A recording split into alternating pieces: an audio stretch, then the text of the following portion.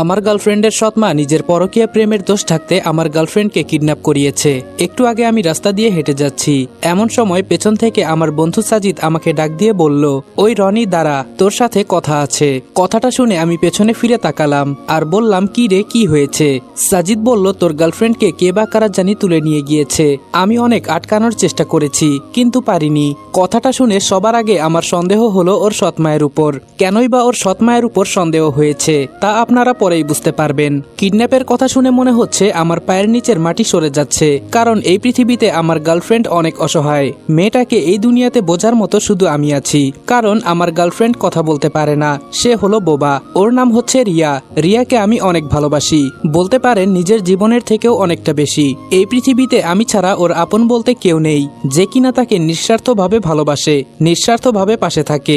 রিয়ার মাও এই দুনিয়াতে বেঁচে নেই, যে আছে সে হলো রিয়ার সৎমা। যখন ওর মা মারা যায়, রিয়ার বাবা দ্বিতীয় বিয়ে করে নেয় আর ওর বাবা প্রবাসে থাকে, এজন্য বাবার ভালোবাসা থেকে বঞ্চিত। মাঝে মাঝে আমাকে জড়িয়ে ধরে কান্না করে, একটু সুখ পেত আমাকে বুকে জড়িয়ে নিয়ে ওর দুঃখের কথাগুলো শেয়ার করে। সৎ মায়ের অত্যাচারে আর অবহেলায় দিন শেষে মেয়েটা শুধু একটু সুখের আশায় আমার কাছে আসতো।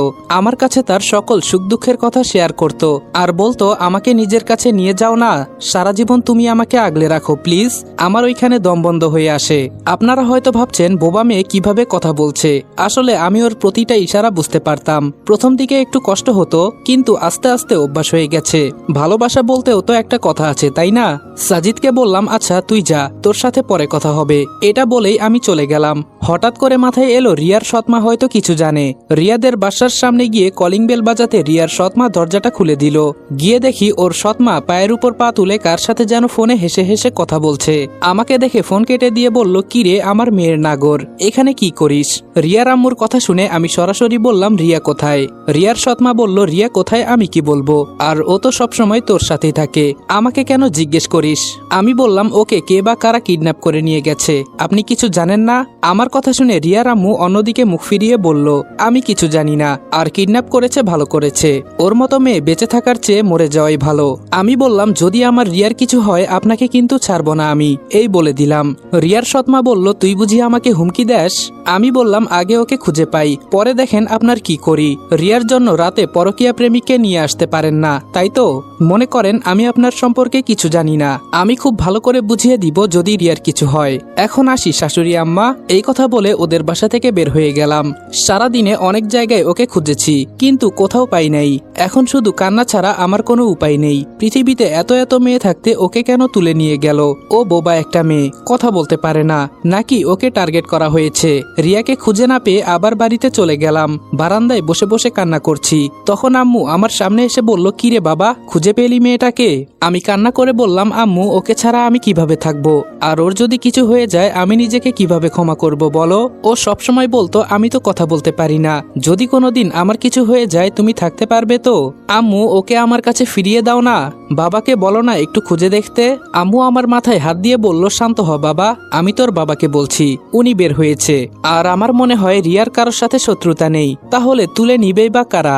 আমি বললাম, যে মেয়ে কথা বলতে পারে না তার আবার কার সাথে শত্রুতা থাকবে আম্মু? ও আমাকে আগেই বলেছিল আমার মায়ের অত্যাচার আমি আর সহ্য করতে পারছি না, শুধু তোমার মুখের দিকে তাকিয়ে এসব সহ্য করি, না হলে অনেকদিন আগেই মারা যেতাম। দোষ তো আমার আম্মু, আমি কেন ওকে বিয়ে করি নাই?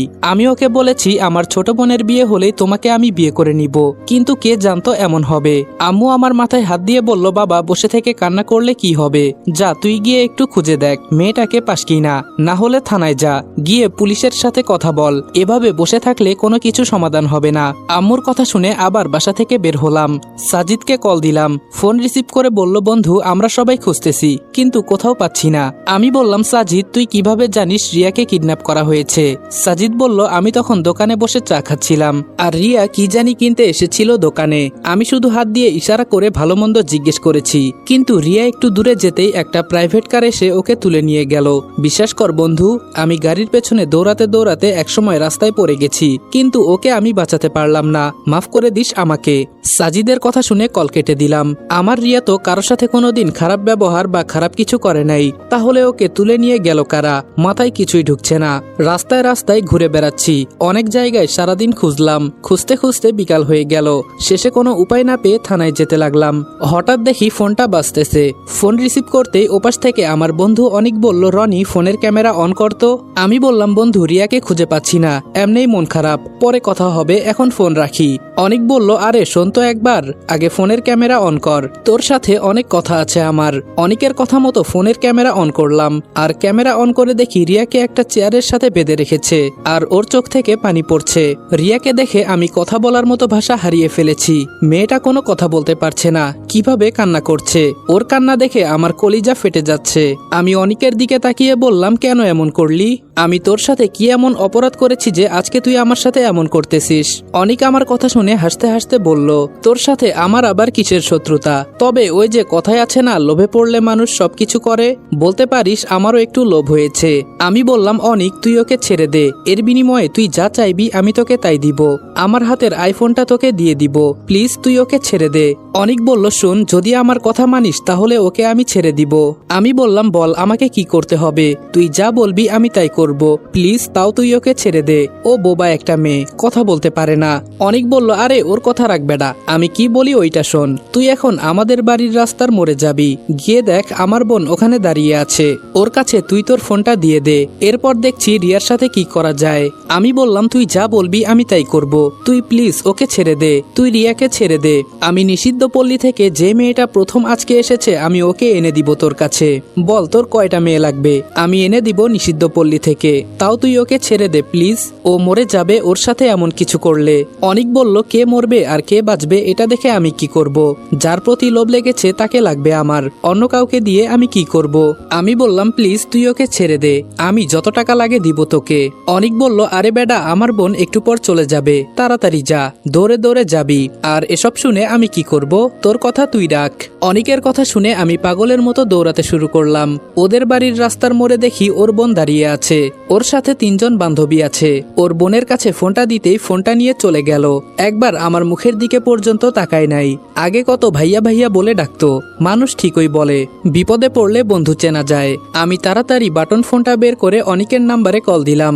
অনিক ফোন রিসিভ করে বলল, আমার কথা শোনার জন্য ধন্যবাদ, আর তোর গার্লফ্রেন্ডের উপর আমার অনেক দিনের নজর ছিল, ওকে একবার পেতে আমি কত কিছু করেছি, আজকে কিভাবে আমি ওকে ছেড়ে দিব বল?